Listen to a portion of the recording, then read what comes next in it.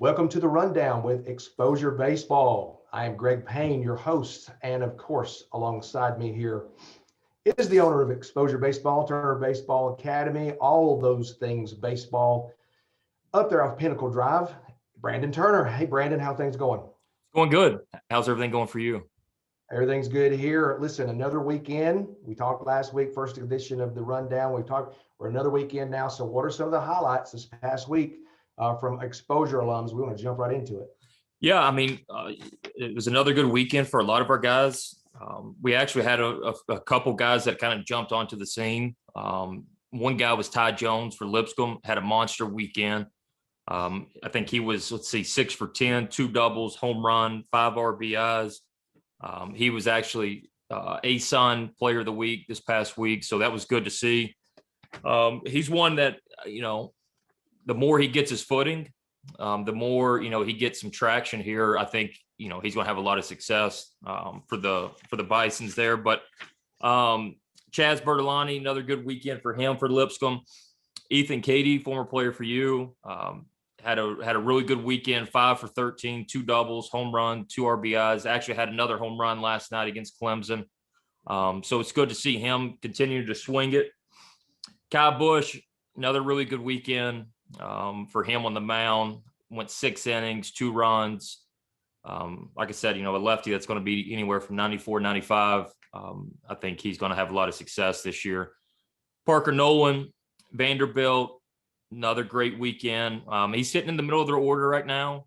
The good thing about Parker is he has the ability to be able to hit for average. He can hit for power. He's not going to strike out a lot. He's really an all-around hitter. And he had the opportunity to go out of high school. He turned down a good amount of money to go to Vanderbilt, and always good to see those guys, it kind of paying some dividends, when they choose the certain route, whichever route they end up choosing. Right. John Rhodes got it really going this weekend. He's 4 for 8 this past week against Milwaukee, 3 doubles, home run, 4 RBIs. Then last night had another home run against, I believe it's EKU. Harrison Travis, Carson Newman, Saudi Daisy Kid, huge weekend, 7 for 14, 2 doubles, 2 home runs, 7 RBI against Catawba, which Catawba is obviously, one of the best D2 programs in the country there. So it was good to see him getting rolling. He was actually SAC Player of the Week. So again, love seeing that type of stuff from our guys. Tyler Shaver, same thing. He was actually Pitcher of the Week again this week for in the SAC. Again, he's going to come in and he's got a rubber arm. He's going to be able to come in once, twice, heck, even maybe 3 times in a weekend. And he went 4 innings, 2 relief appearances, gave up no runs, 5 Ks, got a win. So it was good to see him continuing to roll. Craig Keckley, there at Dallas Baptist. He's actually, I believe he's 18 appearances away from setting their record of the most appearances ever for the history of Dallas Baptist, which for a lot of people, that's a storied big-time program there. Yes. Dallas Baptist, it was 100 years ago when I played, but Dallas Baptist they were strong. And here's a small interesting story just for a sidebar. When I played Athletes in Action in 1988, the head baseball coach from Dallas Baptist was a guy named Al Shearbaum, and he was my coach for that summer. So I've always kind of been interested in Dallas Baptist. So I like when I hear you talk about them because they're a big deal. Yeah, absolutely. In 2007, when I was playing at Mississippi State, we went to Omaha that year. We played Dallas Baptist, and they had just turned Division I, and everybody knew, they were a power program, but they had just turned Division I. And we were, we were strong that year. I think we had, Ed Easley made it to the big leagues, Mitch Moreland's in the big leagues. That was a really good group for us. We actually went to their place. We played at Baylor the weekend before, then we went to UT Arlington, and then went to Dallas Baptist. At that time, we knew that they were a good D2 program, but we didn't know too much about them. Right. We went in there and they beat us. They were really good. And the thing too is back then their setup was kind of like a high school type setup. Now it's like it's a Taj Mahal type facility where, they get a good crowd following. So again, that's a big deal for him. He's been there for 5 years. He could have stopped, last year, COVID, but he wanted to come back and finish it the right way. So anyways, he went 3 innings, 3 1/3 innings, scoreless relief, with 2 Ks against Gonzaga. So again, really good weekend for him. Peyton Wigington, MTSU, another 6 scoreless innings, gave up just 4 hits, struck out 6, got the win for MTSU over Bowling Green. John Behrens, another former player of yours. The thing with John is I was talking to a couple of the Belmont coaches just the other day. He's turned himself into a pro prospect here, and he's getting a lot of interest, with this year with the draft. And, last week they only played 1 game, but he was 1 for 2 with a triple. This past weekend, 5 for 13, 2 doubles, 2 RBIs. So again, he's a guy that always, he trusted the process. He always kind of just went about his business, did what he was supposed to do, at all times. And, now it's paying dividends for him. So really happy for him. Miguel Usesh continued having a really big year, 3 for 6, 5 runs scored this past week for College of Central Florida. We've got a lot of guys right now that are starting to get into the COVID mess, getting shut down and so forth. So we've got some guys that, they're having to, do the 10-day deal or whatever it is now. But lastly, another guy that is doing really well is Ryan Lee from Cleveland. Ryan went to Tusculum, ended up transferring to Union. He's been really good for Union. This past weekend, 2 for 5, had actually 2 for 5 with 2 home runs in game 2 and 3 for them. Union's off to a really good start. They got swept by Lee at the very beginning of the year, but ever since then they've been rolling. So like I said, we've lot more guys, and everybody obviously can read up on them on the alumni report that we do, but those are some guys right there that have really been sticking out and doing a lot of really good things. It's funny to go back and circle back to Ethan Katie. He called me the other day, and this, just as if you ever coach somebody and they take just a minute out of their day to call you or text you or anything, they don't have to. Right. I can't do anything for Ethan. He's gone. He's done everything himself. But we talked for, 5 or 10 minutes. He's getting ready to go to medical school. And he said, I said, how things going? I see you're off to a good start. He goes, yeah, I just haven't gone yard yet.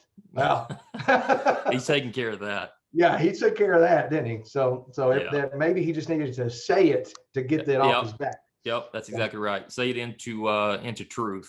Yeah, he did, because I saw 441 feet or something. And I tell you, the one last night, he got the one last night too against Clemson. I mean, he and everybody always knew Ethan could hit, and had a lot of juice and could do a lot of really good things. But it's good to see him, day in, day out, getting the opportunity. And he's hitting 3rd, 4th, for ETSU, which is a really strong group this year. So really excited for him for sure. Yeah, that's great. Let's talk about JUCO. We got guys there. So let's talk about some of the guys in JUCO that we think that have some big futures at the next level. Yeah, I mean, Walters always has, a ton of guys that are going to be, pro guys, on to SEC, ACC type schools. But they've got some guys right now. Jerry Hammonds, I mean, this past week he was 9 for 15 on the week, 3 doubles, 2 home runs, 7 RBI. Matthew Ellis, he actually went to Tennessee, transferred to Walters. He's off to a really good start here for Walters. He's 9 for 15 this past week, 2 doubles, triple, 2 home runs. So again, good to see him continuing to roll. With Cleveland State, I believe that they're shut down right now with the COVID, but Ryan McCarthy, who went to MTSU, transferred to Cleveland State. I know we talked about him last week or the week before, but he's he's continuing to have a really good year. So excited for him. And then Miguel Usesh, having a huge year. Then Andre Tarver. The big thing with Andre is just continuing to gain confidence. Obviously Andre is one of the best players, junior college players in the country. And for him, it's just a matter of time till he goes off. So I think that Andre's going to end up having a huge year this year. But yeah, I mean, we talk about all the time, junior college is a great route for so many kids. A lot of kids, and I'm not ever one to sit here and say, okay, well, junior college, you need to go JUCO. Everybody needs to go JUCO. I'm not one of those guys. However, junior college is a great fit for so many different players, just like Division II is, NAI is, and so forth. Absolutely. And like we always talk about, with kids in high school, one issue is always they think the lower levels means that they're lower talented, players. Right. The thing is, though, you support them like, hey, get out there, go watch Cleveland State, go watch Walter State, and then all of a sudden it turns from I'm too good for this to I don't know. I mean, I can't play with these guys either. Yeah, so that's right. It's any opportunity you can get to play at the next level is obviously you're definitely fortunate, especially right now with COVID and the rosters being backed up and so forth. But like I said, junior college guys off to really good starts. Excited for them. Just go where you can play. Yes. You go and sit. It's a waste. It's a waste. You want to play. Yep. Well, let's talk. I want to say Miguel Usesh. Let's talk about him for a second, because I've heard you mention him twice already, and I want to say the name, so I'm going to say it again. Miguel Usesh. Usesh. Yes. Let's talk about him. That's, first of all, an interesting name, but let's talk about him. Yeah, he was huge for us a lot. I remember when we were in the Wilson Premier down in where was that at? West Palm Beach. It's the best programs in the country, all playing. We make a huge run, make it to the championship, got beaten 10 innings by a walk-off home run to the Canes. But and then 2 weeks later, we were in Jupiter. And made another really good run. The thing with him was he's a catcher and he hits. But back then you could say, hey, we need an arm. And he would go out there and he'd be just as good as, the guys that are going to ACC school. The reason why is because he knew what he was doing. Yeah. He had a plan. He had flipped the breaking ball over at any time for strikes. Actually, in the East Cobb, we were playing East Cobb Astros in the first round of playoffs. We were at 4-0. They had bases loaded, no outs. It's like the fifth inning. He had caught the day before his DH in that day. And I'm good. Like, I'll go.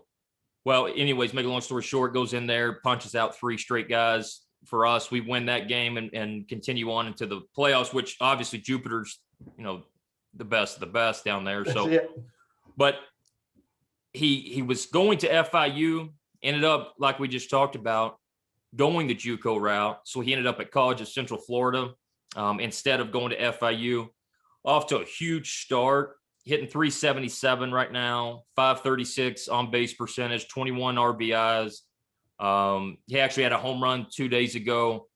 But, the thing with Miguel is he's a great player. He's everything you would dream, but he's also a good person. So, again, for him, I honestly, I expect him to be able to latch on somewhere really good, going into next year. But like I said, yeah, absolutely. That's right. I mean, it sounds like a baseball player. Yes, that's exactly right. I'm sorry to interrupt you there. Okay, all right. So let's look forward to this weekend. What are some big things setting up this weekend, and some things that we should look forward to? I think a lot of it goes back to a lot of our guys continuing what they're doing. And, like for a good example, Ty Jones being able to repeat that. Now, here's the thing, you're not going to be able to repeat 6 or 10 each week, right? But keeping the momentum going and so forth. However, just found out, honestly, probably 10 minutes ago that I think Lipscomb with the COVID and so forth. So I'm not sure if they're even playing, but we got a lot of guys, a lot of teams that are getting into conference, weekends and so forth. So that's always, especially for the mid-major guys, that's what you're playing for.